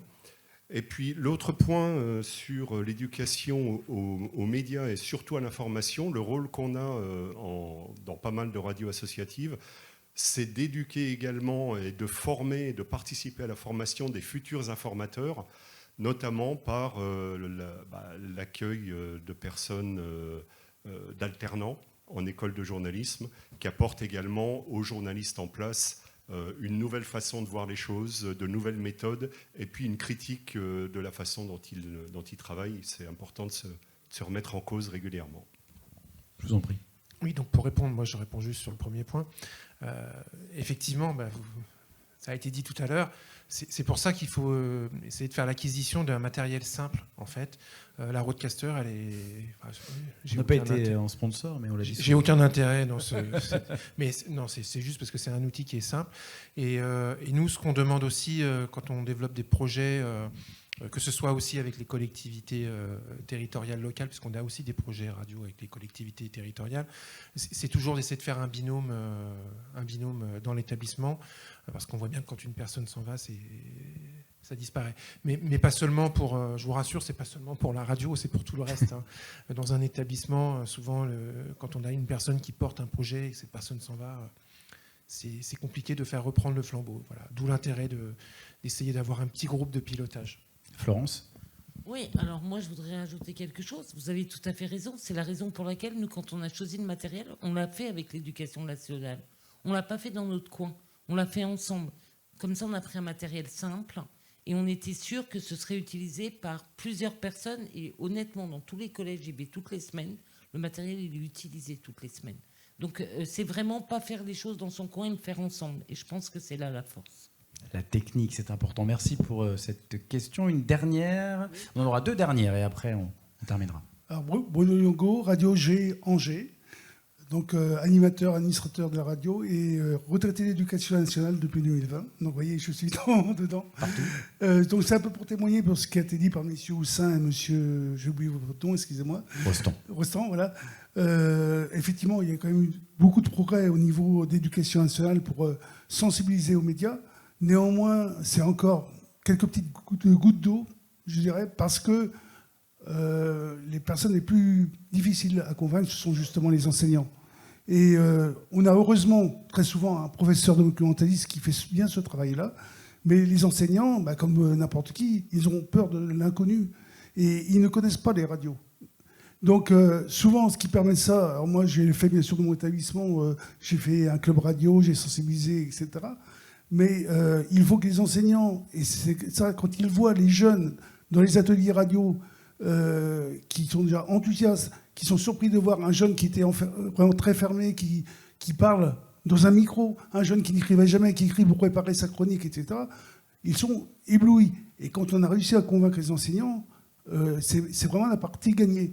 Néanmoins, leur crainte, et c'est là que je dis à M. Josselin, j'ai oublié son nom, je vais redresser Josselin, c'est notre rôle, c'est permettre à l'enseignant de le convaincre qu'il est capable après de poursuivre et le sensibiliser à l'outil. Alors, il faut presque former les enseignants et leur permettre notamment, comme vous disiez, monsieur l'inspecteur, au niveau du Rodecaster, montrer que c'est pas si difficile, voilà, qu'ils peuvent le faire, prendre le temps avec les enseignants. Et quand on a réussi ça, après, régulièrement, ces enseignants soit le font ou, au pire, refont appel à nous, radio, pour en refaire des ateliers avec les nouveaux jeunes qui arrivent, etc. Et ça, déjà, quand on a ce partenariat avec certaines écoles, c'est super. Franchement, c'est super. Et dernière chose, et après j'arrêterai, ce qui est bien aussi, c'est, comme disait Madame de l'Arcom, convaincre aussi les autres publics. Et je pense qu'il y a quelque chose à faire auprès des médiathèques notamment, où là, on a toutes sortes de publics et on peut aussi avoir un impact sur ces publics-là. Je vous remercie déjà de noter qu'il y a des avancées. Mais oui, bien sûr, on a bien conscience que les enjeux sont tels, l'intelligence artificielle et autres, on a bien conscience que les enjeux sont tels que beaucoup reste à faire. Simplement, alors, en réaction à votre témoignage, alors, oui, alors c'est avec les enseignants, enfin, il y a deux sujets. Il y a le fait que, bien sûr, ils ont beaucoup d'éducation d'injonction, de plein de choses. Ça, donc il y a une question très concrète aussi de charge, hein, voilà. Mais sur la partie convaincre et rassurer les enseignants, il me semble que c'était un peu l'objet de mon intervention initiale, pour dire que oui, on a bien conscience de ça, que tous ne sont pas nécessairement formés. On sait que les professeurs documentalistes, dans leur formation initiale, sont plus particulièrement formés à ces sujets-là, ce qui n'est pas nécessairement le cas des enseignants des autres disciplines. D'où ce que j'indiquais tout à l'heure sur le fait d'essayer de convaincre pour aller chercher alors ça peut être dans le cadre de ressources ou de formation, aller chercher les enseignants de différentes disciplines via leur programme scolaire. Et puis on a parlé beaucoup de projets ambitieux. Alors j'ai beaucoup apprécié tout à l'heure quand on a parlé de l'ambition de projet EMI, les ambitions dans le sens projet sur le temps long, accompagnement vraiment d'un média scolaire par un partenaire. Mais acceptons aussi le fait que ça peut être des actions très ponctuelles. C'est pas grave, tant pis. Mais au moins, l'enseignant aura commencé à mettre un pied dedans, même si, bien sûr, gardons l'exigence. Mais je veux dire, si on veut faire tache d'huile, et effectivement, comme vous le disiez, il y a une goutte d'eau. Voilà. Donc, si on veut faire tache d'huile, il faut aussi accepter de se dire que peut-être certains enseignants vont y aller progressivement, mais bon, au moins ils vont mettre un pied dedans et sans doute convaincre ensuite leurs autres collègues, puisque comme vous le dites, une fois que vous avez vu des élèves faire des web radios, et voilà, je pense qu'il y a des témoignages, là aussi il y a plein de vidéos de témoignages sur le site du Clémy qui s'appelle Facecam, cette série, qui permet de voir des élèves qui sont en train de faire, et vraiment ce sont des vidéos très courtes qui permettent de donner envie, de convaincre tout de suite du résultat. Voilà. Mais voilà, on est conscient qu'il y a encore beaucoup à faire, mais on s'y emploie. Je voudrais compléter en évoquant la stratégie que va promouvoir le Syndicat national des radios libres dans les mois qui viennent, puisque nous avons fait un état des lieux, on peut dire, avec l'enquête qui vous a été présentée tout à l'heure. Mais maintenant, on a quelques idées sur l'action pour développer encore l'EMI. Et il n'est pas étonnant, de par la nature de ce que sont les radios locales, qu'on ait inventé l'outil un peu fou qu'on va tester dans l'année qui vient. On a développé un projet qui s'appelle ACTEMI, qui s'appelle donc Appropriation citoyenne territoriale de l'EMI. On a monté un projet qui est soutenu par le ministère de la Culture, qui vise à démontrer que l'EMI doit pouvoir se développer avec une appropriation citoyenne territoriale de l'ensemble des acteurs. Un peu comme quelqu'un disait à une époque que la guerre est une chose trop grave pour ne la laisser qu'aux militaires, eh bien, l'EMI est quelque chose de suffisamment important pour ne pas la laisser uniquement aux enseignants et aux médias. C'est un enjeu citoyen, on l'a vu, c'est un enjeu éducatif majeur. Donc, nous, l'idée, c'est de tester dans l'année qui vient, sur 6 territoires de nature différente, métropole, zone rurale, ville moyenne, etc., de tester la mise en place d'une coordination avec l'ensemble des acteurs du territoire, c'est-à-dire les communes, les services de l'État sur les dépassants, enfin dans les parties départements, sur des bassins de vie, la notion de bassin de vie, les écoles, les associations, tous ceux qui, à un moment ou à un autre, ont un rôle par rapport à la décision ou par rapport à la simple vie sur le territoire, de façon à les réunir pour qu'on se dise quel est le besoin. Quel est le besoin propre au territoire? Parce que le besoin n'est peut-être pas exactement le même dans la banlieue de Lyon et au Vaudreuil. Voilà. Donc, sans doute qu'il faut qu'il y ait cette approche territoriale très, très ciblée. Et l'idée, c'est donc, de faire un diagnostic, mais pas uniquement entre spécialistes.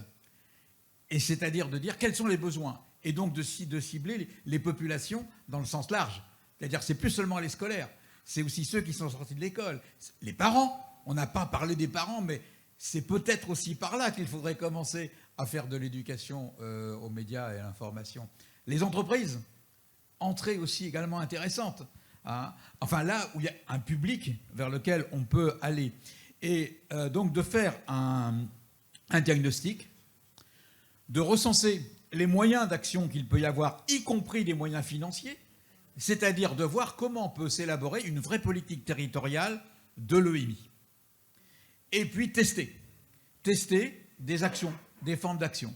Et puis faire le bilan de ces formes d'action sur les 6 territoires qui auront été choisis de par leur diversité, et voir, si on s'est trompé, c'est bien, on s'arrête là. Hein. Mais si on ne s'est pas trompé, et qu'on s'aperçoit qu'une appropriation collective est possible, et qu'on peut élaborer une politique d'éducation aux médias et à l'information exactement comme on élabore une politique culturelle, comme on élabore une politique sportive sur un territoire, eh bien, transmettre ce savoir-faire. En gros, on revient aux fondamentaux des radios associatives, c'est-à-dire c'est du territoire lui-même, c'est de la force même, des forces vives des territoires que les choses peuvent émaner, plus que des descentes de consignes qui viennent d'en haut. L'idéal, c'est quand les deux se croisent et s'emboîtent comme des Legos de façon parfaite, quoi, voilà.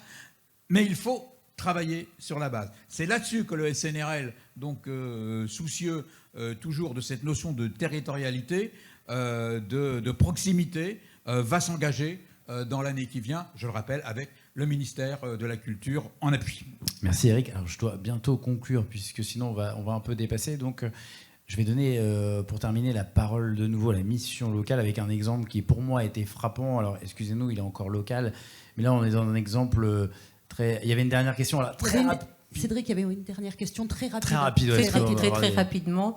Donc, Josiane Grimou, je suis présidente de la radio locale de Châlons-en-Champagne et je suis présidente d'une fédération de radio. Alors, très rapidement, pour faire simple, vous avez soulevé le problème des radios associatives qui ne savent pas toujours à quelle porte aller frapper.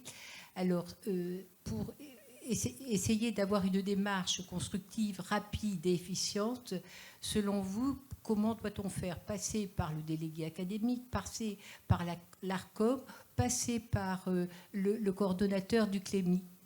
Quelle est la démarche la plus rapide et la plus facile et celle qui aboutira en 2 mots? Quelqu'un veut répondre rapidement? Je vous en prie. Moi, j'ai envie de dire, elles sont toutes... Ça dépend vraiment des relations. Est-ce que le coordonnateur CLEMI est identifié sur le territoire ou pas? Si c'est le cas, c'est vers lui qu'on va. Si c'est l'ARCOM, c'est l'ARCOM. Mais après, une fois qu'on a contacté une de ces personnes, avec justement les cellules académiques qui sont en place maintenant, ces 3 personnes-là, elles sont en contact étroit. Donc ça va aussi vite, à mon avis. Ça dépend des personnes. Avec l'un ou l'autre. C'est ça ce que vous dites, l'Institut Personae, en fait...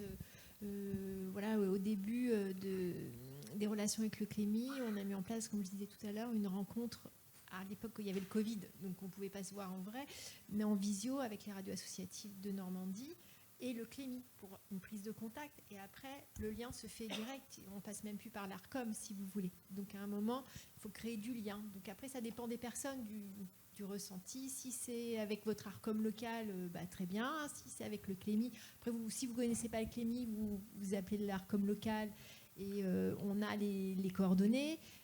Voilà. Après, je pense que c'est un échange. Tout dépend de vos relations, finalement. C'est vraiment le rôle des cellules académiques rappelé par Laurent Houssin, de mettre autour de la table diverses entités, diverses expertises, parce qu'effectivement, ce qui importe, c'est que chacun puisse venir mettre au pot commun dans la cellule académique différentes choses. Alors ça peut être en termes de formation, en termes de ressources, mais ça peut être aussi expertiser une demande d'un partenaire, enfin d'une structure, d'un professionnel des médias et de l'information. Effectivement, peu importe par quelle entrée ça arrive, c'est mis dans le pot commun dans le cadre de cette cellule. N'hésitez pas, vous avez plein de personnes qui peuvent vous aider là, madame. On va terminer par un exemple qui me paraissait assez intéressant et qui regroupe pas mal de choses parce que c'est à travers un atelier radio, c'est à travers un stage, à travers un PMSMP que parfois, celui-ci, j'aime bien l'écrire, que l'on trouve des pépites. Et alors, Joël, tu es de la mission locale Louviers Val de Royandel. On a un exemple que je vais te laisser détailler. Il nous écoute, il est derrière. Oui, il s'agit d'un jeune homme, Niels, que nous avons eu en accompagnement. Alors, sachant que ça remonte encore un petit peu plus loin, puisqu'avec la région Normandie, qui met en place effectivement des fonds pour mener des actions éducatives, entre autres autour de l'éducation aux médias et à l'information. On avait eu la chance, et on l'a fait pendant 3 ans, de pouvoir bénéficier en fait on est passé par une association, Culture et Nature, pour pouvoir faire de l'éducation aux médias auprès de nos jeunes.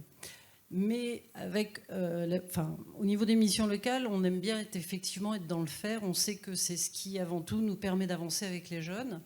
Et donc, l'idée, c'était de monter des plateaux télé et radio. Et du coup, Niels a été associé sur cette action qui nous a mené à justement animer un plateau télé dans le cadre du Forum des métiers et de l'emploi que développe et que mène la ville de Val-de-Reuil. Et ça a commencé comme ça a commencé à lui donner effectivement le goût du coup de la radio, de l'écrit. Et ensuite, on l'a dirigé effectivement vers Radio Espace, avec lequel on travaille depuis de nombreuses années autour effectivement des PMSMP, donc de stages en entreprise. Ça s'est ensuite concrétisé par un essai un peu plus autour de l'emploi avec la signature d'un contrat aidé. Et maintenant, il est en CDI. Et ce qui est intéressant, c'était l'exemple, c'était quelqu'un qui pas du tout aimé ce que je vais dire là, mais c'était quelqu'un qui était très intimidé, qui a commencé par l'écrit. Ce n'était pas du tout sa spécialité. Même pour être très sincère, c'était quelqu'un, au début, il n'a pas été très bien mené, parce que je me suis dit, mais on va le mettre où, jusqu'au jour où notre directeur, s'il l'entend, s'est dit, on va l'essayer là. Et maintenant, c'est devenu quand même quelqu'un de très important dans cette radio, qui fait un peu tout, surtout un très très bon technicien, mais personne n'y croyait au début. Donc c'est un exemple d'interdisciplinarité, j'ai réussi à le dire aussi. Donc merci Joël pour cela. Je me permets de conclure. Déjà, moi je remercie Aurélie, parce qu'il faut quand même savoir qu'on s'est appelé dimanche soir en se disant tiens, on va la faire ensemble. Oui, c'est à peu près ça. Oui. Voilà. Et puis c'était un plaisir, un bonheur. Et du coup, on le refait demain matin en plus. Demain matin, on recommence. Sur la ruralité. Merci Jocelyn, merci Eric, merci Madame Drecatois, merci à vous, merci l'Éducation nationale, parce que c'était très intéressant d'être venu et d'avoir eu un point de vue aussi national. Et puis, on a eu plein de clés. Et moi, je remercie mes chers amis pour la localité aussi, parce qu'on a eu des exemples, je pense, qui étaient très concrets. Et je pense que c'est important d'avoir la réalité du terrain. Et c'était aussi important de parler avec les radios et qu'elles aient la parole pour des exemples. Voilà, on va se voir tout à l'heure, certaines, autour d'un buffet dînatoire à partir de 19h. Merci beaucoup, belle soirée et encore une fois, bienvenue à Louviers. Merci beaucoup. Merci. Le CNRL vous a présenté le Congrès de Louviers 2024, la radio, le média des nouvelles frontières, en partenariat avec Broadcast Associés.